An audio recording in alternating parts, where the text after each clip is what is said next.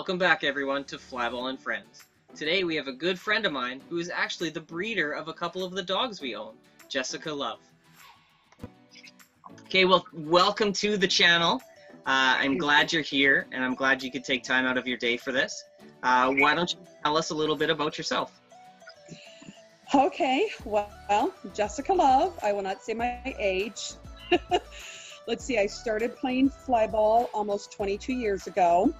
I was about 4 months pregnant, something like that. Okay. And I went with my mom to a flyball practice. I was doing obedience at the time, so I was in the calm sport to where I didn't get bit, bruised, scratched, and I don't know why I changed.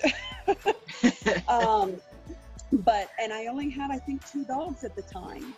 So yeah, really jumped from one to the other. So went to a first flyball practice and was instantly hooked on flyball.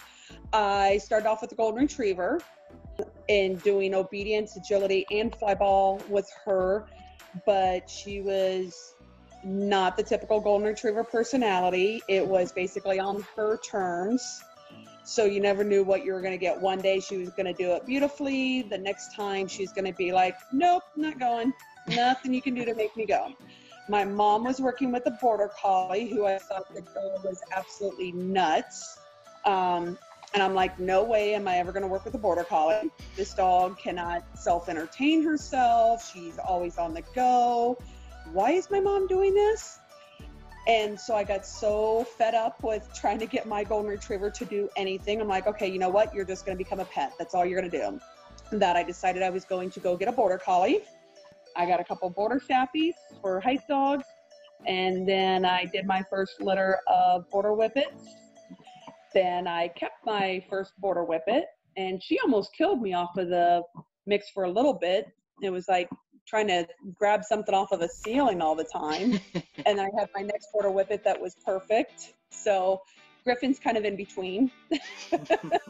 But it's probably, I'll always end up sticking with the border collies and the border whippets. And I think it's been 7-ish years ago, maybe going on 8, something like that, that I actually became a U-Fly judge. Oh, nice. So now I'm on the other side of it, to where I'm the evil person in the ring. How many dogs do you have now, if you don't mind me asking? We won't say that. Okay, that's fine. That's fine. I have one. I have a few. That's fair. We'll leave it at that. Sadly, I now have more retirees than what I have running dogs. I will say at one point in time I had 9 dogs. Okay. Yeah, now I have 3 Monster Army and Skype as my running dogs. Yippee is with Jenny in Texas. Unfortunately, not unfortunately, for Yippee thing, but after she had her bad crash in Bonham about a month before championships, she didn't bounce back what I was thinking that she would. I thought, being half staffy, you're going to bounce back, no problem. So I'm assuming you play more NAFA than more U-Fly than NAFA? Yes. Okay. And how often? Go ahead, sorry. I don't even know when I played the last NAFA tournament. I know I helped out 4 years ago, a couple teams at Can-Am, but that's been it. Fair enough. How often do you guys usually practice your team? Well, the team actually practices usually about 3 times a month down there in Texas. They usually take a break after championships until, depending upon when championships are. Like if championships are in November, they usually take a break until the beginning of the year because of the holiday and people like that. I think this year they still continue to practice until about the beginning of November, maybe the middle of November, and then they took a break again. Okay. Of course, now they're on a constant break, so that's why we're kind of doing the Zoom practices. I was able to, late last year, start doing maybe about twice a month with the Hawkeye Hustlers in Cedar Rapids. Every now and then I would go and practice with Asylum Flyball in Wisconsin. I would maybe do that once every 2-3 months. Otherwise, mine, we practice by ourselves. So my box loader has been the front of my vehicle. I've put my box up against that, or I've built kind of a wood block to put behind my box, and then it goes up against my wall. I've had to teach my dogs sit stays, down stays to be able to do long sprints or power jumping. So we've been doing that for probably 8-9 years is how long we've been doing it. It works. It's not ideal. They've had to learn how to do passes or double laning at tournaments. Yeah. So yeah. Fair enough. It's not ideal, but it works. Now, do you travel lots for Flyball? Yes, I live in Iowa, but Hyperflight is in Texas. Yeah. So I drive down to Texas to play Flyball. Every now and then one of my teammates who is in Illinois, her and I, every now and then, if we have young ones that we're trying to get going, we will do the Amana Colonies, which is about an hour from my house. Okay. I judge a Flyball tournament 2 times a year in Henry, Illinois. And so I have done like singles, pairs, or a team at that tournament. So awesome. I'm hoping to, if Flyball kicks back in soon, hopefully we'll maybe be able to do some traveling this year for Flyball, besides just Texas. Yeah. How far is Texas for you? It takes me about 12 hours. Okay. Yeah, that's a long drive. Yeah. Have you done any seminars, or have you ever hosted? I don't know if Hyperflight's ever hosted seminars. We have not hosted. I have done a couple times of like some training workshop. It's been a couple years since I've done my last one, and they've maybe been like just a 1-day, type of workshop from like 8 o'clock in the morning till 4 o'clock in the afternoon. Mm-hmm. Have you participated in any seminars? Yes. Yep, I have. Awesome. Going all the way back to when Susan Garrett was actually did a Flyball seminar as well. That's a long time ago. Yeah, that was like when my first border collie was probably about 8 months old. Wow. Yeah. So about 21 years ago. That's a long time. It's longer than I've been playing. So I would love to get to more seminars. Unfortunately, it's like I work full-time, part-time, and sometimes my part-times can even be on the weekends. Yeah. So I work a lot of hours, not always feasible to be able to go. Fair enough. What do you do for a living? Lab technician is what I do full-time up at the University Hospital. And then I donate plasma, so that's my gas money for traveling. And then part-time is grooming dogs. Oh, cool. Yep. So all your dogs look amazing. Yes, all of them. All of them. Is there any place that you would love to go for traveling, whether it's to compete, train, or just watch? Well, I love Alaska, so if given the chance, we'd probably be living in Alaska by now. So I'd love to go up there to the tournament that they have in June, the Summer Solstice Tournament. I'd love to go up there. Anything else, sit in chairs, help them out. I'd also love to be able to go to Great Britain to watch the championship over there. What's the farthest you've been? Ever happens. The farthest I've been as far as traveling by myself, I went and watched one of my border collies 5 years ago in Italy compete at his first world event. Wow. So went over there and watched that. And then almost 2 years ago, Mom and I did a vacation and we went to Ireland. Wow. And we just did a couple days vacationing, and then we spent about 2 days at the International Sheepdog Trial. Cool. That was really awesome. Yeah, I'm jealous. Yeah. What do you enjoy about Flyball and playing Flyball? Probably the thing I enjoy the most is seeing the people. I love seeing my friends, going all over. I miss my friends, horribly. Love spending time with my dogs, going in and out of the ring, with them. I've learned never take a day for granted, with my dogs. Every time you get to step in, might get a little emotional, so excuse me. Every time you step into the ring with your dog, considered a privilege that you get to step into the ring with that dog. You know, they're doing this for me. Yeah. They're not choosing to play this sport. They didn't choose, this is their life. They're doing this to make me happy, so therefore I want to give them so much more back. Well put, well put. Is there any teams out there that you love to race against? I don't think that I can really say that there's probably any favorite team that I like to race against. Okay. You know, I like to race against every single team that we get to go against. I will say at championships last year, probably I was frustrated with I shouldn't say frustrated with myself, but I was like, oh my gosh, this is killing me because Monster was such a baby at Flyball. And we go in to race against Rocket Relay. And probably anybody that has raced or been in the building with Rocket Relay and Wayne's deep bellowing ready, Monster went from, okay, well, yeah, I'll go down to the box because he still has really not a lot of drive, to what is that over there? So all he could do was just focus on Wayne's deep bellowing ready, to where I could not get him to look at that box for anything. So I went from being pretty good ending the day on Saturday with my starts to, oh my gosh, my starts are horrible on Saturday because my dog won't look straight ahead. What would be one of your favorite memories, whether it's on or off the racing lanes? Probably a couple, but I have to pick one, right? Well, yeah, there's some other questions that might lead into some other ones, so. Probably, oh gosh, this is tough because I've almost got like a tie here.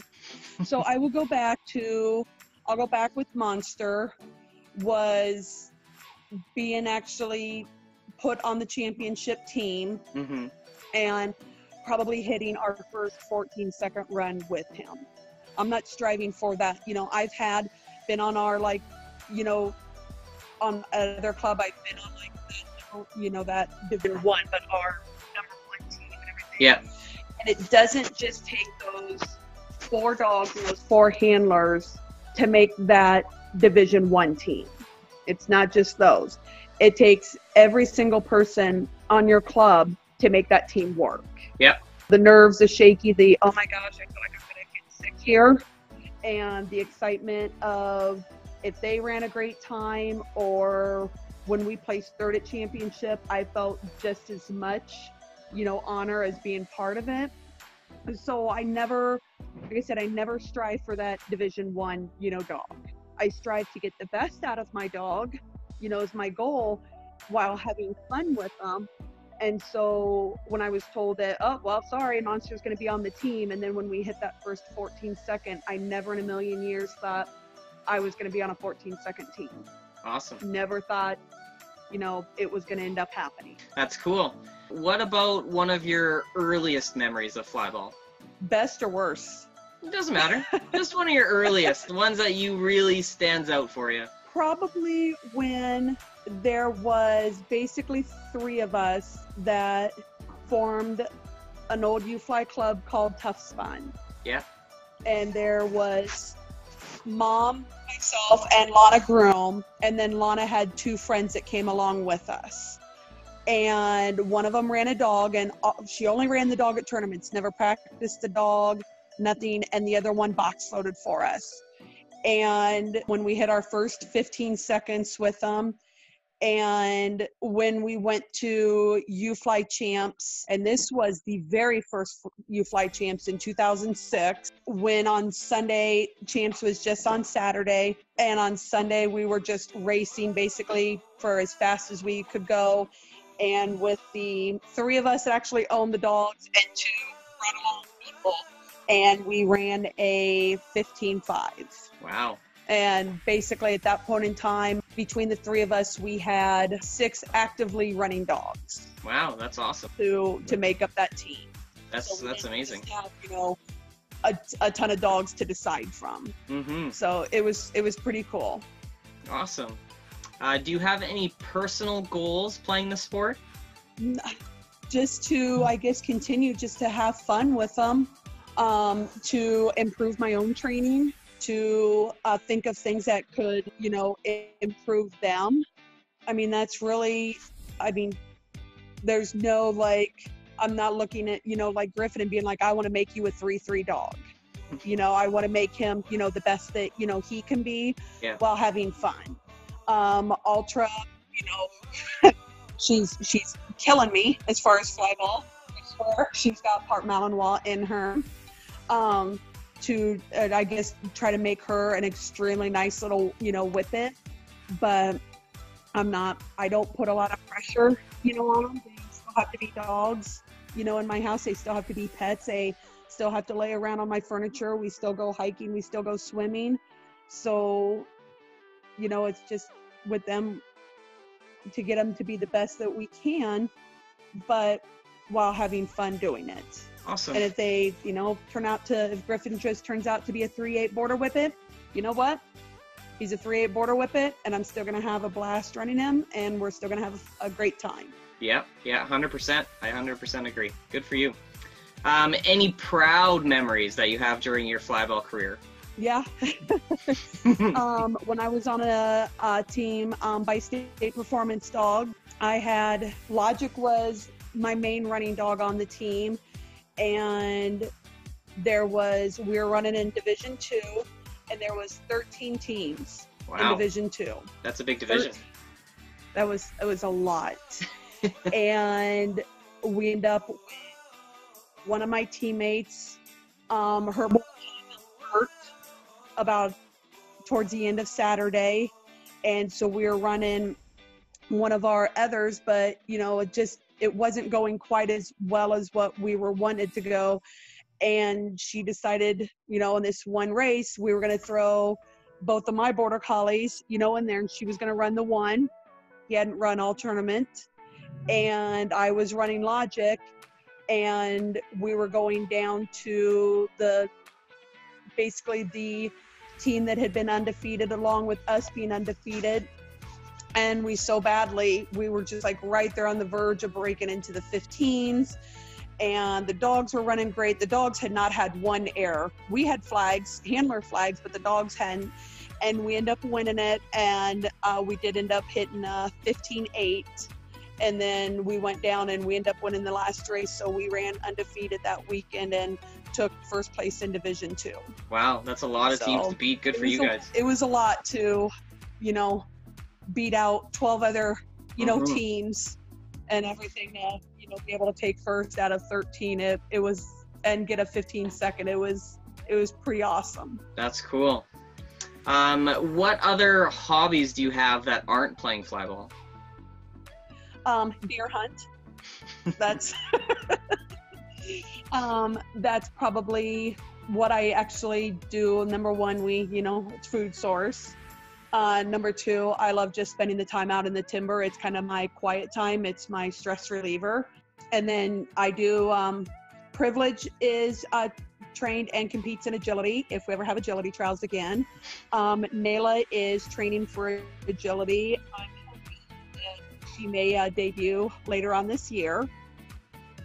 And then besides that, hiking, swimming these guys. So, lots of exercise.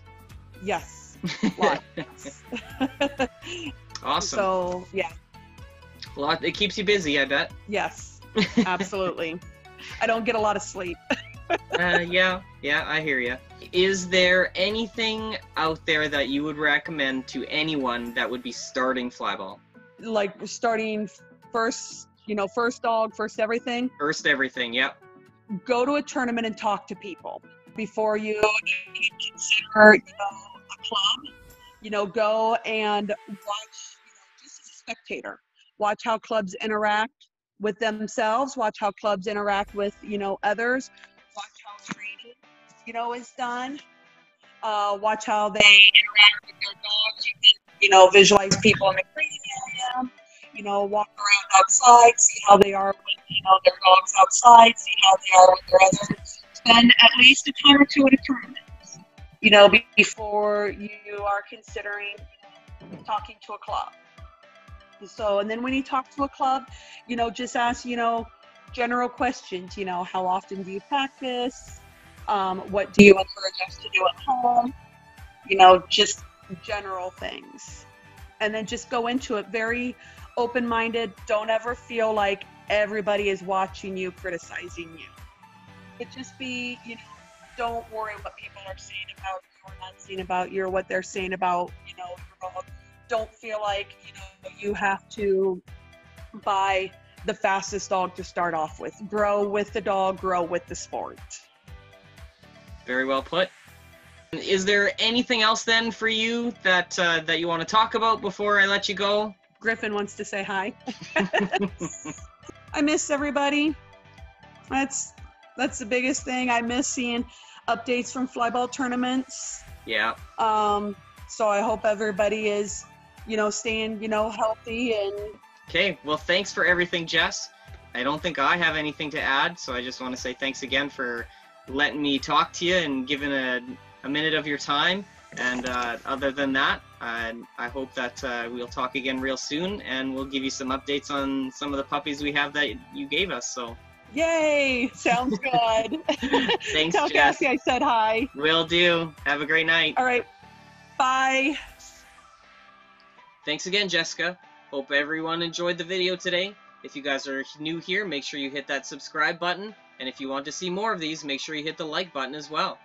If you have any suggestions on who else you'd like to see on the channel, make sure that you leave a comment below. Until next time, see you then.